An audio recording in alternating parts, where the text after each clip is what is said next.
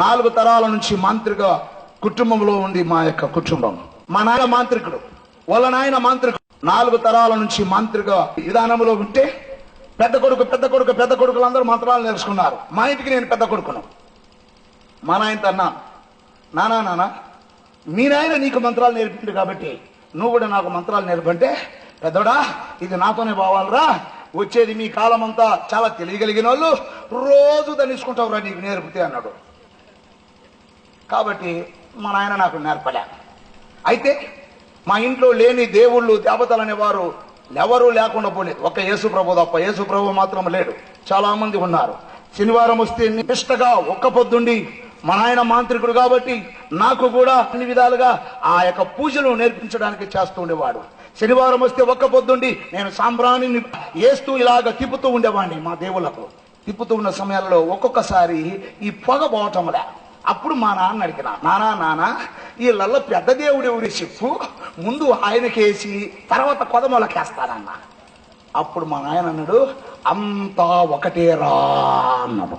అందరూ ఒకటే, అది ఎట్ట కుదురుతుంది? అందరూ ఒకటి కాదు, ఏదో పెద్ద దేవుడు ఉన్నాడు, వాళ్ళు ఎవరో చెప్పు అంటే, రేయ్ అందరూ ఒకటేరా అన్నాడు. అట్టయితే బస్ స్టాండ్ లో అన్ని ఎర్ర బస్సులే ఉన్నాయి. అప్పుడు ఆర్టీసీ బస్సులు అన్ని ఎర్రగున్నాయి. కాబట్టి మన ఊరు రావాలంటే ఏ బస్ ఎక్కి కూర్చున్నా వస్తామా అన్న. అట్టయితుంది రా అన్నాడు. మరి ఇట్టెట్టయితుంది అన్న. నేను ఆ ఎవరు తెలుసుకోవడానికి నేను విధాల ప్రయత్నాలు చేశా. అన్ని చదవడం మొదలుపెట్టా, అన్ని గ్రంథాలు చదవడం మొదలుపెట్టా. నాకు తెలియని గ్రంథాలలో నుంచి అర్థాలు చెప్పించుకోవడానికి డబ్బులు ఇచ్చి అర్థాలు చెప్పించుకోవడం మొదలుపెట్టా. ఎక్కడ ఇది కాలేదు. ఒకరోజు మా ఊర్లో ఒక పెద్ద ధ్వజస్తంభం ఎత్తడానికి ఒక పెద్ద స్వాముల వారు, పీఠాధిపతుల స్వాముల వారు వచ్చాడు. తిరణాల 12 రోజుల తిరణాల జరుగుతుంది. ఇప్పుడు అందరూ ఆయన మీద సాష్టాంగపడి కాళ్ళ మీద పడి దండం పెట్టుకొని నీళ్లు ఇట్లా వారు పోసుకుంటా ఉన్నారు, పైన చల్లుకుంటా ఉన్నారు. అసలు భగవంతుని గురించి చెప్పడానికి సమర్థుడు ఈయన ఒక్కడే. ఈయనను ఏ విధము చేతనైనా నేను కలవాలనుకున్నాను. కలుసుకోవడానికి చేత కావడం లేదు. నేను అప్పుడేమో చిన్న వయసు, నాకు పెద్ద వాళ్ళు చేత కావడం లేదు ఆయన కలుసుకోవడానికి. ఎట్టయితేనేమి తీరెక్కగా ఫోన్ చేసుకునే టయానికి పోయా ఆయన రూమ్ దగ్గరికి. 7 వాకిన్లు ఉన్నాయి. ఆ వాకిల దగ్గరికి వెళ్ళి ఆ రూమ్ లో పెట్టారు ఆయన. అక్కడికి వెళ్ళా. ఆయన దగ్గర పిల్లస్వాములు ఉన్నారు.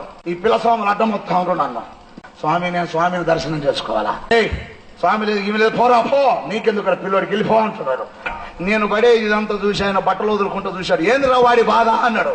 నీ దర్శనం చూసి చేసుకోవాలంట స్వామి అన్నాడు. సరే వాడి పిల్లోడు కదా రాని అన్నాడు. అనేరకు నేను పోయిన సాష్టాంగ నమస్కారం చేశా. పోయి నన్ను లేపాడు. ఏం పేరు నీ పేరు అన్నాడు. నా పేరు ఆదినారాయణ అన్నా. ఇంద్ర నీ బాధ అన్నాడు. ఏం లేదు స్వామి, నాకు ఒక డౌట్ స్వామి అన్నా. ఒరే నువ్వు ఇంత లేవు, నీకేం డౌట్ రా అన్నాడు. అవును స్వామి, ఆ డౌట్ తల్లాడిపోతున్నా స్వామి అన్న. ఏంద్ర నీ డౌట్ అన్నాడు. భగవంతుడు అంటారు, ఎవరు స్వామి అన్న. ఆయనకి పిచ్చి లేచింది. ఇంకా అందరూ అల్లాడిపోతామంటే ఆయన దండాలు పెట్టుకుంటా.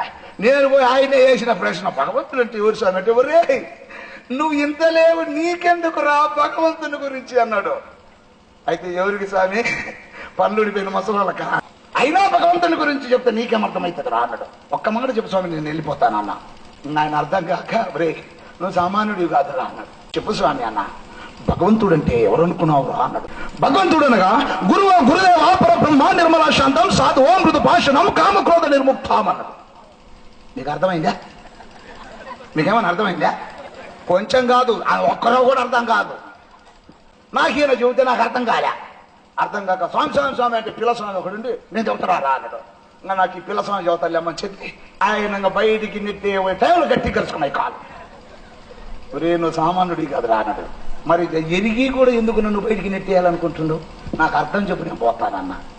అప్పుడు అన్నాడు, గురుదేవ పరబ్రహ్మ నిర్మలా శాంతం సాధువో మృత భాషణము కామక్రోధ నిర్ముక్తం అనగా దేవుడు అనేవాడు గురువుగా ఉండాలి, పరమండలంలో ఉండాలి, పరమండలాన్ని సృష్టించిన వాడి ఉండాలి, నిర్మలమైన మనసు కలిగి ఉండాలి, శాంతమూర్తిగా ఉండాలి, పెండిగానటి వాడై ఉండాలి.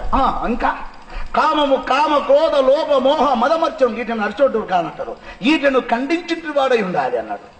తక్కువ ఆయన వదిలేసినాక అర్థమైపోయింది. గురువుగా ఉండాలనా, దేవుడుగా ఉండాలనా, పరమండలంలో ఉండాలనా, పరమండలాన్ని సృష్టించిన వాడై ఉండాలనా, శాంతమూర్తిగా ఉండాలనా, పిండిగానటువంటి వాడై ఉండాలనా, పెళ్లి కానటువంటి వాడై ఉండాలన్నాడు. మా ఇంటికి వెళ్ళి చూసుకున్నా, మా ఇంట్లో అందరికీ ఉంటారు. మా ఉంటే ఉండే దేవుళ్ళందరికీ ఒక భార్య కాకుండా 2 ఆమె కూడా, ఒక్కొక్క ఆమె నెత్తిని కూడా కూర్చోబెట్టుకున్నారు. కామక్రోధ లోప మోహ మదమత్సరము లేనటువంటి వాడై ఉండాలన్న. అలాంటి వాడు ఎవరు? ఎలాంటి వాళ్ళు ఎవరు? ఎవరు ఎవరు మా ఇంట్లో చూసుకుంటూ ఒక్కడు మనికి రాలే, దాంట్లో ఒక్కడు లేరు దానికి సరిపోయిన వాడు. అనగా దేవుడుగా ఉంటే ఆ వ్యక్తిలో పాపం ఉండకూడదు. ఈ మాట కూడా చెప్పింది ఎవరో కాదు, భగవద్గీతలోని కృష్ణుడు అర్జునుడికి హితోపదేశం చేస్తున్నాడు. అర్జునుడు అడుగుతున్నావు, బావా భగవంతుడు భగవంతుడు అంటారు, ఎవరు బావా భగవంతుడు అన్నప్పుడు అర్జునుడికి కృష్ణుడు హితోపదేశం చేస్తున్నాడు. ఓయ్ బావా అర్జున, భగవంతుడు అనేవాడు గురువుగా ఉండాలి, దేవుడుగా ఉండాలి, పరమంగా ఉండాలి, పరమవాడిని సృష్టించిన వాడు ఉండాలి, నిర్మలమైన మనసు కలిగి ఉండాలి, శాంతమూర్తిగా ఉండాలి, పెళ్లి కానటువంటి వాడు ఉండాలి, కామ క్రోధ లోప మోహ మదవర్చనలు లేనటువంటి వాడు ఉండాలి. అలాంటి వాడు బావా భగవంతుడు అన్నాడు. అలాంటి వాడు ఎతుకుతే ఎక్కడ లేడు, ఎక్కడ లేడు, ఒక్క బైబిల్లోనే కనపడ్డాడు. ఆయన పేరు యేసు. కొద్ది తప్పటి ఇప్పుడు ఒకసారి ప్రైజ్ ది లార్డ్, హల్లెలూయా. ఎక్కడా కనపడలేదు. నా ప్రియమైనటి వారలారా, నేను ఆయన కోసం ఎతికాను, ఎవరు ఎవరు ఎవరు ఎవరు అని.